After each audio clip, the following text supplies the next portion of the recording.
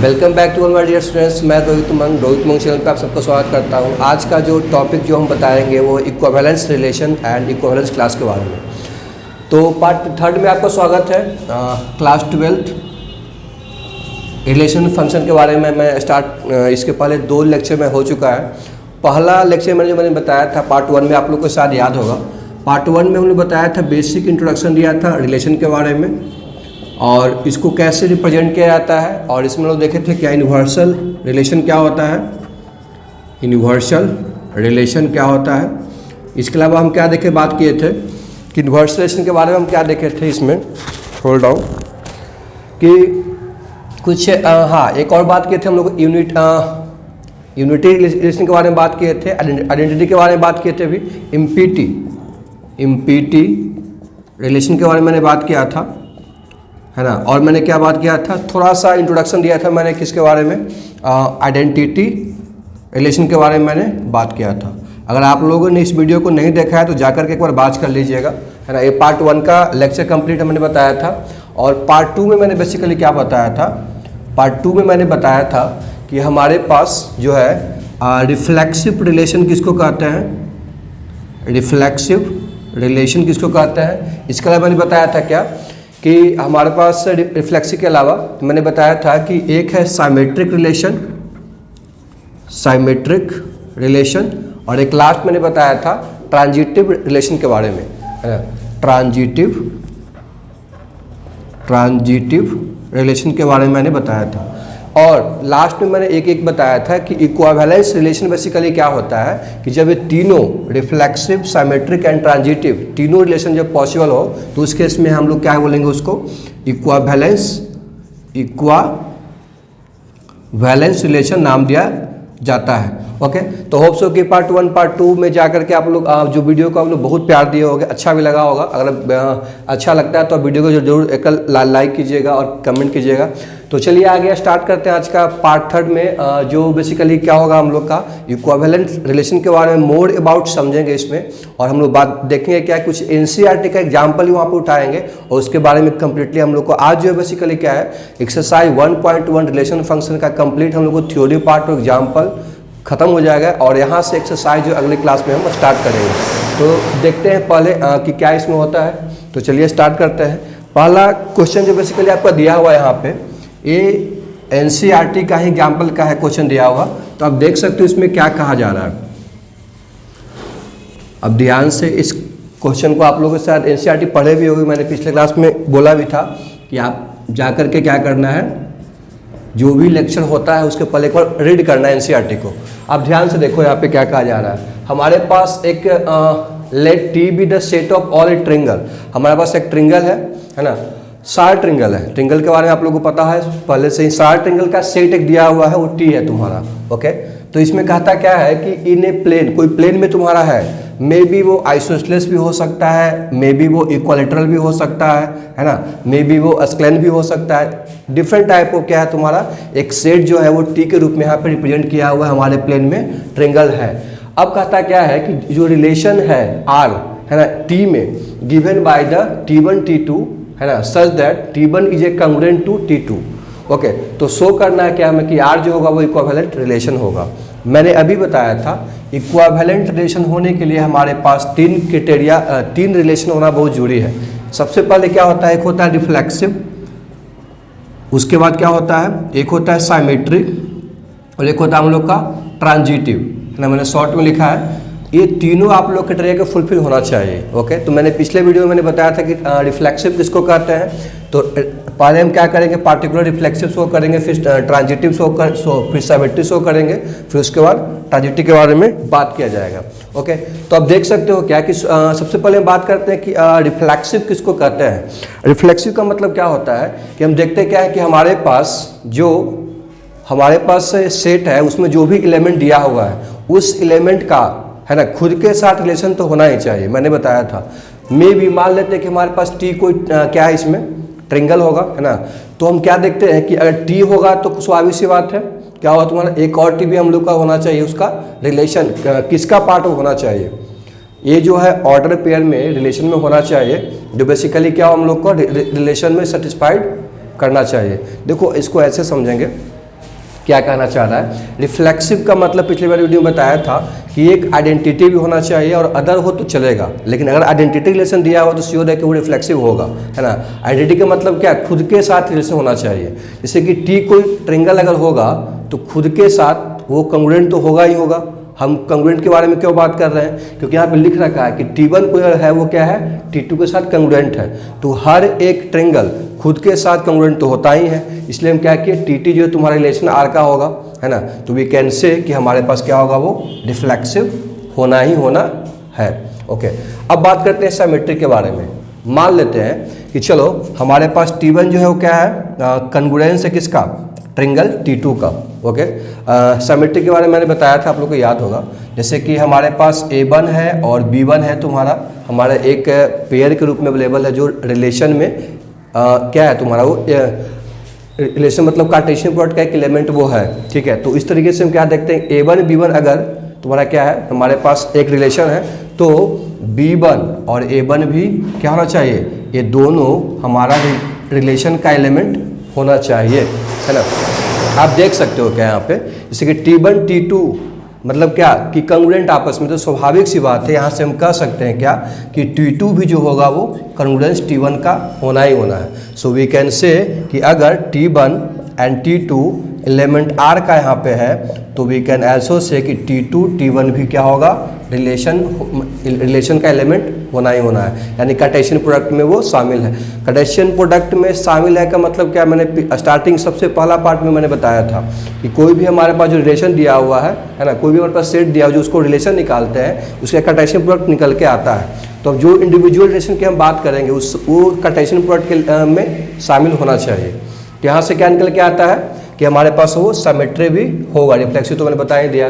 अब ट्रांजिटिव की बात कर लेते हैं। लेट मी चेक, जैसे कि T1 अगर कंग्रुएंट है किसका, T2 का, तो पहले ध्यान रखना कि ट्रांजिटिव रिलेशन कहते किसको, ऐसे आपको पता होगा, मैंने पिछले वीडियो में बताया था कि A अगर B के साथ रिलेशन में है ना, और B C के साथ रिलेशन में है, तो क्या होना चाहिए, A C के साथ रिलेशन में होना चाहिए। ओके, आई होप सो इसके बारे में आप लोग को पता होगा।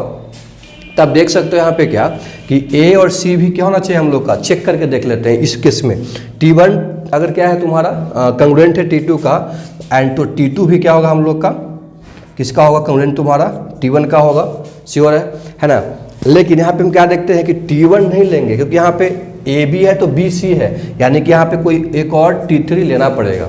तो अब ध्यान से देख सकते हो कि T1 T2 है, मतलब T1 T2 का कंग्रुएंट है, T2 T3 का है, तो T1 भी T3 का होना ही होना है।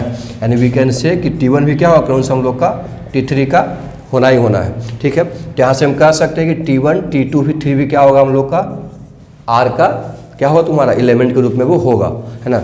रिलेशन R मतलब क्या यहाँ पे दिया हुआ है, रिलेशन के बारे में बता रखा है। तो इस केस में हम क्या देखते हैं कि हमारे पास ये तीनों यहाँ पे हम शो कर दिए हैं, है ना।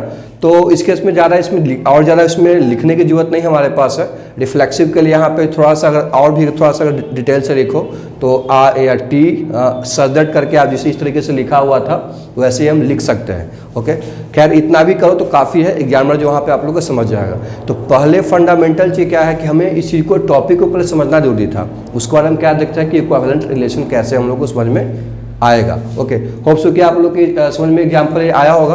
और नेक्स्ट एग्जाम्पल की ओर मूव करते हैं, तब तक इस वीडियो को आप क्या करें, पॉज करके इसको कम्प्लीटली राइट डाउन कर लो।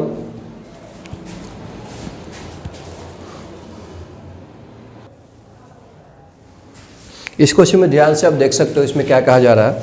बेसिकली इसमें कहा जा रहा है क्या कि हमारे पास जो है एल कोई set of all lines in a plane, मतलब कोई प्लेन हमारे पास है, उसमें एल जो बेसिकली क्या है एक सेट के रूप में रिप्रेजेंट किया हुआ है। तो वो सेट में क्या है, वो सेट में कह रहा है क्या कि L with the set of all lines, है ना। मतलब वो एल जो सेट हमारे पास उसमें बहुत सारे लाइंस है, वो कैसे है वो मेरे को नहीं पता, वो क्वेश्चन में आगे पता चला क्या उसमें बता रखा है कि आर जो है रिलेशन इस तरीके से है, वो जो आपस में एल कोई सेट मान रहे हैं, हमारे पास कोई सेट है जो एल के रूप में रिप्रेजेंट किया गया है, इसमें बहुत सारे लाइन है। वो लाइन आपस में पैरेलल भी हो सकते हैं, परपेंडिकुलर भी हो सकते हैं, इंटरसेक्ट भी इक्वली करेगा, ठीक है। लेकिन इसमें क्या कह रहा है कि जो रिलेशन जो भी बहुत सारे लाइन है, जैसे L1 होगा, L2 होगा, L3 होगा, है ना, डॉट डॉट बहुत सारे हैं। तो जो रिलेशन तुम्हारा है हमारे पास लाइन्स के बीच में, वो क्या बता रहा है, L defined as the L1 L2, L1 जो बेसिकली क्या है परपेंडिकुलर टू L2 दिया हुआ है। ओके, अच्छी बात है। सो क्या करना है कि R is symmetry but neither reflexive NOR transitive. Okay, तो क्वेश्चन को पढ़ने के बाद हमको आइडिया मिल गया कि क्वेश्चन क्या कह रहा है। हमारे पास एक प्लेन है ना, तो उस प्लेन में क्या है एक सेट दिया हुआ है। उस सेट बेसिकली क्या L के द्वारा रिप्रेजेंट किया, उसमें बहुत सारे लाइन्स है ना। तो लाइन बहुत सारे हैं, लेकिन बहुत सारे लाइन आपस में इंटरकनेक्ट कैसे हैं वो रिलेशन के द्वारा बता रहा है। उसमें क्या कह रहा है कि L1 L2 इस तरीके से दिया हुआ है कि L1 L2 के परपेंडिकुलर है ना। तो कहा जा रहा है क्या कि शो करना है कि जो R होगा, रिलेशन जो दिया वो सिमेट्री है, बट न तो ट्रांजिटिव होगा नहीं वो रिफ्लेक्सिव होगा। Let me check. तो चेक कैसे करेंगे, सबसे पहले हम बात कर लेते हैं ना, रिफ्लेक्सिव से स्टार्ट करो ज़्यादा बेटर होगा। रिफ्लेक्सिव होने के लिए क्या चाहिए हमारे पास, सपोज मान ली कि L कोई है ना, L मतलब L क्या है हमारे पास, कोई लाइन है ना L, तो L खुद के साथ तुम्हारा क्या होना चाहिए, एलिमेंट R का होना चाहिए। अब ये बताओ, जैसे कि आप लोग को दिया हुआ है कि L1 परपेंडिकुलर L2 है ना, लेकिन खुद कोई लाइन खुद के साथ क्या ये परपेंडिकुलर हो सकता है पॉसिबल, तो नहीं हो सकता है। यानी यहाँ पे क्या करेंगे, एलिमेंट जब है ही नहीं तो वी कैन से कि रिफ्लेक्सिव हमारे पास अवेलेबल इस केस में नहीं है ना। अगर वो परपेंडिकुलर दिया हुआ है तो, क्योंकि रिलेशन के बेसिस पे हम बता सकते हैं, क्योंकि रिलेशन क्या दे रखा है कि L1 L2 का कोई भी हमारे पास है, L1 L2 एक रिप्रेजेंट किया हुआ है कि आपस में दो लाइन आपस में परपेंडिकुलर होना चाहिए। ओके, तो इस केस में आप रिफ्लेक्सिव नहीं होगा। And what about symmetry, symmetry के बारे में बात कर लेते हैं। ठीक है, सिमेट्री में कहा जा रहा है कि हालांकि यहाँ पे आप लोग को हिंट्स दिया हुआ है कि शो करना कि सिमेट्री होगा, यानी कि सिमेट्री होना चाहिए। अब इस तरीके से हम आइडिया लेकर के यहाँ से सोल्व कर सकते हैं। तो सिमेट्री में देख लेते क्या होता है। सपोज दैट L1 क्या है हमारे पास परपेंडिकुलर टू L2, सपोज नहीं करें तो दिया हुआ हमारे पास है ना, तो वी कैन से क्या कर सकते हैं कि हमारे पास L2 भी तो L1 का परपेंडिकुलर होगा है ना। तो फाइनली हमारे पास क्या होगा, L2 भी जो होगा वो L1 का एलिमेंट होगा। और इनिशियली में क्या दिया हुआ है कि L1 L2 का भी क्या है एलिमेंट के रूप में अवेलेबल है। तो वी कैन से कि L1 L2 का जब रिलेशन जब R है ना, L2 L1 जब एलिमेंट है R रिलेशन का, तो वी कैन से कि ये सिमेट्री रिलेशन भी कहलाएगा। चलो, अब नो ट्रांजिटिव मतलब ट्रांजिटिव नहीं होना चाहिए। अब बायोलॉजिकली भी देखें कि ट्रांजिटिव तुम्हारा नहीं निकल के आएगा है ना, वो कैसे नहीं निकल के आए हम चेक कर लेते हैं। आप खुद सोचो ट्रांजिटिव के केस में कि अगर हमारे पास L1 परपेंडिकुलर L2 दिया हुआ है, ठीक है। अब क्या मान लेते हैं कि सपोज L2 कोई है जो L3 पे परपेंडिकुलर है, L3 पे है ना। इसको ऐसे समझेंगे, डायग्राम के द्वारा समझने की कोशिश करते हैं। जैसे L1 कोई लाइन हमारे पास है, L1 मान लेते हैं क्या है L2 पे परपेंडिकुलर है। अब क्या करें, L2 जो है L3 पे परपेंडिकुलर है। L2 कहाँ है तुम्हारा, L2 हमारे पास ये है, तो L3 पे स्वाभाविक सी बात है यहाँ होगा तुम्हारा है ना। ये हमारे पास लाइन क्या होगा L3 होगा, तब ना इस पर परपेंडिकुलर होगा। ओके, तो क्या रिलेशन L1 L3 आपस में परपेंडिकुलर है। L1 L3 मेरे पास क्या दिख रहा है, पैरेलल दिख रहा है, तो हमारे पास क्या होगा, हमारे पास ये पॉसिबल नहीं होगा है ना। सो वी कैन से कि L1 L3 जो होगा वो रिलेशन R का नहीं होगा। सो ट्रांजिटिव इस केस में पॉसिबल नहीं है। तो होप सो कि आप लोग को बहुत ही अच्छी तरीके से समझ में आ रहा होगा कि क्या इसमें कहा क्वेश्चन में क्या था। और इस NCERT के जो बेसिक एग्जाम्पल जब क्वेश्चन जो दिया हुआ था उसको एक बार दोबारा क्या करना है, एक बार दोबारा इसको दोबारा जब मैं वीडियो को बात करेंगे दोबारा खुद से एक बार बनाने की कोशिश करना, तो आप लोग को और अच्छी तरीके से क्लियर हो जाएगा। तो मूव करते हैं नेक्स्ट क्वेश्चन को। तब तक इस क्वेश्चन को आप लिख लो। एग्जाम्पल 4 में आप देख सकते हो क्या बेसिकली इस क्वेश्चन जो दिया हुआ है एग्जाम्पल 4 में, बेसिकली ये क्या है, इस टाइप क्वेश्चन मैंने पार्ट 2 में मैंने करवाया हूँ, तो बहुत आसान से आपको क्वेश्चन बनने की संभावना है। तो क्वेश्चन ये है कि कैसे इसको बनाएंगे है ना, कैसे बनाएंगे मतलब जैसे कि हमारे पास जो रिलेशन दिया, पहले क्वेश्चन को रीड कर लेते हैं क्या कहा जा रहा है। So that the relation R in the set 1 2 3, हमारे पास सेट 1 2 3 दिया हुआ है, तो उसके बीच में रिलेशन कुछ यहाँ पे दे रखा है ना इस तरीके से। तो रिफ्लेक्सिव है but neither symmetric NOR transitive, ना तो ट्रांजिटिव है तुम्हारा, नहीं सिमेट्री है लेकिन रिफ्लेक्सिव है। तो कैसे इसको सोल्व करेंगे, ये तो इजी हमारे पास है। कैसे करें, सबसे पहले रिफ्लेक्सिव की बात कर लेते हैं। तो रिफ्लेक्सिव के लिए मैंने क्या पहले चेक करूँगा, पहले चेक करूँगा कि हमारे पास हर एक एलिमेंट जो हमारे पास सेट के रूप में है वो खुद के साथ रिलेशन है कि नहीं है। चेक कर लो, 1 1 2 2 3 3 पास। बाकी तो अगर है तो कोई दिक्कत नहीं, चलेगा वो भी। तो वी कैन से कि यहाँ पे हम क्या देख रहे हैं कि ए जो बेसिकली क्या है एलिमेंट आर का निकल के आ रहा है ना, वो क्या क्या तुम्हारा है 1 1 है ना एलिमेंट आर, और क्या क्या है 1 1 भी है, 2 2 भी है, और क्या हमारे पास 3 3 भी निकल के आ रहा है। सो वी कैन से कि रिफ्लेक्सिव हमारे पास निकल के आ गया। चलो टॉक अबाउट साइमेट्रिक है ना। साइमेट्रिक में क्या निकल के दिख रहा है आप लोग को। साइमेट्रिक के लिए मैंने कंडीशन क्या बताया था कि सर ए अगर बी के साथ है ना, ए अगर बी के साथ रिलेशन है तुम्हारा, तो बी भी क्या होना चाहिए ए के साथ रिलेशन होना चाहिए। ओके, तो चेक कर लेते हैं। 1 1 है तो कोई पास है, 2 2 है तो चलेगा, 3 3 है तो चलेगा, है ना। 1 2 क्या 2 1 है, नहीं दिख रहा।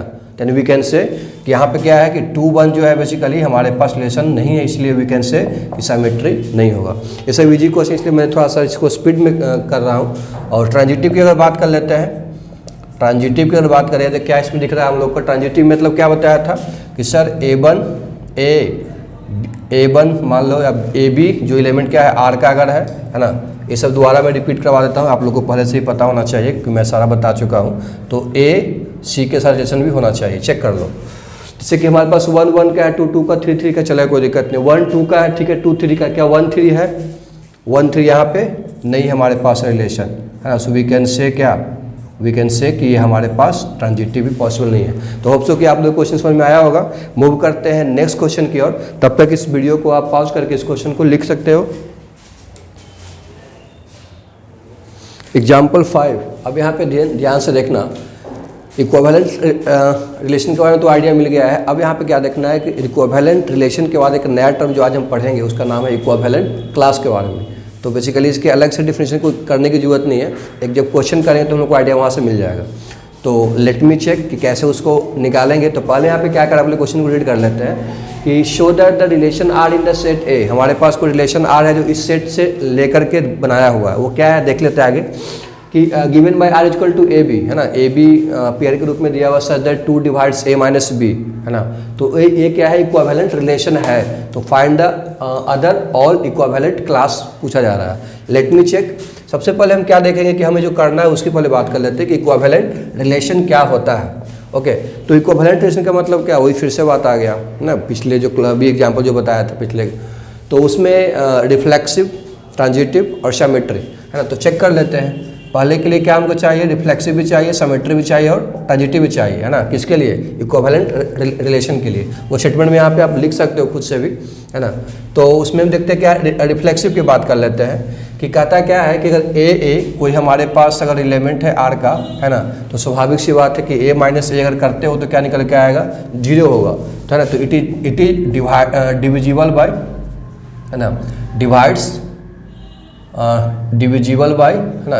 0 तो 2 से डिविजिबल होता है हम लोग का। तो वी कैन से कि हमारे पास क्या होगा, रिफ्लेक्सिव पॉसिबल हो जाएगा है ना। What about symmetry. साइमेट्री में ले लेते हैं से A1 है ना, A1 है और हमारे पास B1 है।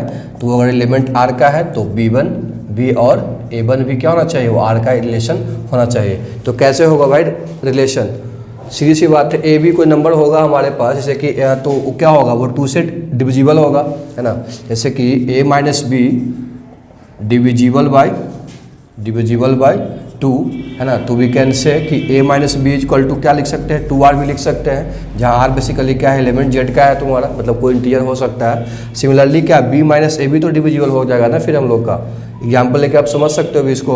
तो यहाँ पे हाई कह सकते हैं कि माइनस आर लिख सकते हैं। तो यहाँ भी कितना माइनस 2r हम लोग का, यहाँ पे भी आर हम लोग को क्या होगा, इंटीजर निकल के आएगा। तो देख सकते हो क्या कि हमारे पास जब ये ऐसा होगा तो बी ए भी क्या होगा तुम्हारा आर का, मतलब रिलेशन तुम्हारा उसका एलिमेंट रिलेशन में होगा है ना। तो यानी कि हम लोग हमारे पास सिमेट्री भी हो गया। व्हाट अबाउट ट्रांजिटिव है ना, फिर से वही बात निकल के आता है।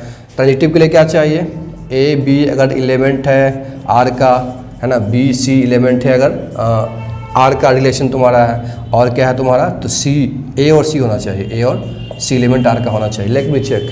जैसे ए बी अगर डिविजिबल है तुम्हारा, ए माइनस बी क्या है तुम्हारा डिविजिबल है, तो 2r लिख सकते हो आप डायरेक्टली है ना। Similarly b minus c b क्या लिख सकते हैं, 2p मान लेते हैं, सपोज 2p तुम्हारा होगा है ना। अब यहाँ से क्या करना हमको है, ध्यान दो कि a माइनस सी बोल रहा है, तो a माइनस सी कहा जा रहा है। तो ऐसा करते हैं कि दोनों को हम सब्ट्रैक्ट करते हैं, तो क्या हम लोग को आ जाएगा क्या, नहीं वैसा नहीं आएगा। तो ऐसा करते हैं कि ऐड करने पे आ जाएगा। Let me check, a minus B plus B minus C हम क्यों ऐड कर रहे हैं, हमको वही तो चाहिए। हमको चाहिए क्या कि a माइनस सी भी डिविजिबल है 2 से, तो उसको उसी को करने के लिए यहाँ पे हमको ऐड करना पड़ रहा है। तो ऐड करेंगे तो क्या होगा हम लोग का a माइनस बी माइनस यानी कितना, b से b कैंसिल आउट, यानी 2 बाहर होगा तो r प्लस पी। अब यहाँ से क्या होता है कि r प्लस पी भी एलिमेंट तुम्हारा z का हो जाएगा, है ना। r प्लस पी कोई वैल्यू तुम्हारा निकल के आएगा। तो a माइनस सी भी तुम्हारा क्या होगा, डिविजिबल बाई 2 होगा हम लोग का, है ना। तो फाइनली जो हमारे पास जो ट्रांजिटिव का भी जो है रिलेशन वहाँ पे निकल के आ जाएगा। चलिए, लेकिन हमारे पास जो क्वेश्चन था इसमें मेन फंडा था, ये तो हमारे पास इक्विवेलेंट रिलेशन के लिए जो आप लोगों को अच्छी तरीके से समझ में आ गया होगा। हमारे पास मेन समस्या क्या था, इसमें नया कंसेप्ट इक्विवेलेंट क्लास के बारे में बात करना था। तो इसको पहले आप इरेज कर लेता हूँ, तब तक आप इसको ये कर सकते हो। तो अदरवाइज कोई बात नहीं, साइड में हम यहाँ पे लिख देते हैं, ठीक है। हम देखते हैं क्या है इक्विवेलेंट क्लास के लिए, शॉर्ट में हम लिखेंगे इक्विवेलेंट क्लास। इसमें क्या कहा जा रहा है बेसिकली, इक्विवेलेंट क्लास का मतलब क्या होता है पहले देखना है। होता क्या है कि जो रिलेशन तुम्हारा आपके पास दिया हुआ है, जो हमारे पास सेट दिया हुआ है, वो अपने आप को सब सेट में डिवाइड करता है। जैसे कि हमारे पास सपोर्टेड कितना है, 1 2 3 4 5 6 7 8 9 दिया हुआ है ना। तो क्या करता है, सबसेट में डिवाइड करता है। तो सबसेट में कैसे डिवाइड करेगा, इस चीज़ों को फॉलो करना चाहिए रिलेशन को, यानी कि 2 से डिविजल होना चाहिए हम लोग का। यहाँ पर चेक कर सकते हो। तो 1 3 से कंबाइन करेंगे, 3 को 5 से करेंगे, 5 को 7 से करेंगे, 7 को 9 से करेंगे, है ना। क्यों करेंगे यार, सीधी सी बात है ना कि हमको क्या होगा, वो डिविजिबल a अगर a है तो इसको a1 मान लेते हैं, एक सबसेट निकल के हम लोग को आ जाएगा। 1 3 लेंगे, है ना, और क्या लेंगे 3 5 लेंगे, है ना। और क्या लेना पड़ेगा हम लोग का, तो ऐसा करो, पेयर के रूप में लिखने की जरूरत नहीं है, इसको ऐसे कर लेते हैं 1 3, है ना, 1 3 और 5 7 9, ठीक है। थोड़ा सा मैं इसको इरेज कर लेता हूँ, तो इसको आप लिख सकते हो। तो इसमें आप देख सकते हो क्या कि हमारे पास एक a1 1 3 5 7 9 हम क्यों लिए हैं, क्योंकि हमारे पास ये 2 से डिविजिबल तुम्हारा हो जाएगा पेयर के रूप में लेंगे तो, है ना। एक और हमारे पास सबसेट निकल के आएगा a2, वो क्या होगा 2 4 के साथ, 4 6 के साथ, 6 8 के साथ। तो 2 4 6 8 हम ऐसा पेयर ले रहे हैं, क्यों, पता होना चाहिए रिलेशन जो बोला जा रहा है डिविजिबल होना चाहिए, है ना। 2 पेयर लेते हैं तो अब देख सकते हो हमारे पास 2 सेट निकल के आया है। अब यहाँ से ध्यान दो, बेसिकली यही दोनों जो सबसेट हमारे पास है a1 और a2 जो निकल के यहाँ पे आ रहा है, रिलेशन को जो क्राइटेरिया उसको फुलफिल कर रहा है, इसी को हम लोग इक्विवेलेंट क्लास कहते हैं। इसको हम क्या करते हैं, 1 के द्वारा भी रिप्रेजेंट कर होते हैं, यानी 1 वाला पार्ट हो जाएगा। इसी तरीके से इसमें 3 भी डाल सकते हैं, है ना, इस तरीके से डाल सकते हैं। 5 7 9 भी डाल सकते हैं। 2 के लिए भी ऐसे ही डालेंगे, नहीं पता चलता है कि वो इस क्लास का तुम्हारा है। इक्विवेलेंट क्लास हम लोग को क्या बेसिकली इसमें 2 होगा। एक चीज़ ध्यान देने वाली बात है कि इक्विवेलेंट क्लास में एक तरह से जो a1 और a2 का जब इंटरसेक्शन हम निकालते हैं, क्या करते हैं, इंटरसेक्शन निकालेंगे तो आपस में 5 आएगा। 5 मतलब कोई मैच नहीं करेगा। इंटरसेक्शन के बारे में आप लोग क्लास 11 में पढ़े होंगे। तो बेसिकली कोई एलिमेंटर मैच नहीं करता है तो उसके इसमें क्या बोलेंगे, म्यूचुअली डिसजॉइंट सेट होना चाहिए, यानी 2 सेट a और a2, तब उसके इसमें हम क्या बोलेंगे, वो मतलब ये सब क्राइटेरिया है आप लोग को किसके लिए, इक्विवेलेंट क्लास के डिटरमाइन करने के लिए। इसके अलावा क्या देखते हैं, हर एक जो क्लास है तुम्हारा खुद के साथ रिलेट करेगा एवरी एलिमेंट के साथ। जैसे 1 को हम क्या कर सकते हैं, 5 के साथ भी कर सकते हैं, 1 को 7 के साथ भी कर सकते हैं, तो 2 से डिविजिबल तुम्हारा आएगा हम लोग को, है ना। इसी तरीके से क्या करेंगे, 2 को 4 से या 2 को 6 से भी कर सकते हैं हमारे पास। लेकिन दोनों जो इक्विवेलेंट क्लास है एक दूसरे के साथ रिलेशन कभी एलिमेंट नहीं करेगा। ओके, तो होप सो कि इक्विवेलेंट क्लास क्या होता है, बहुत ही आसानी से आप लोग को समझ में आ गया होगा कि क्राइटेरिया का फुलफिल करना चाहिए। हाँ, a1 यूनियन लेते हैं a2 के साथ, तो क्या होना चाहिए, हम लोग को a निकल के आना चाहिए। ओके, तो होप सो कि आप लोग को कंप्लीट समझ में आया होगा। अब बढ़ते हैं आज का शायद लास्ट क्वेश्चन की ओर, तब तक इस क्वेश्चन को उतार लो आप।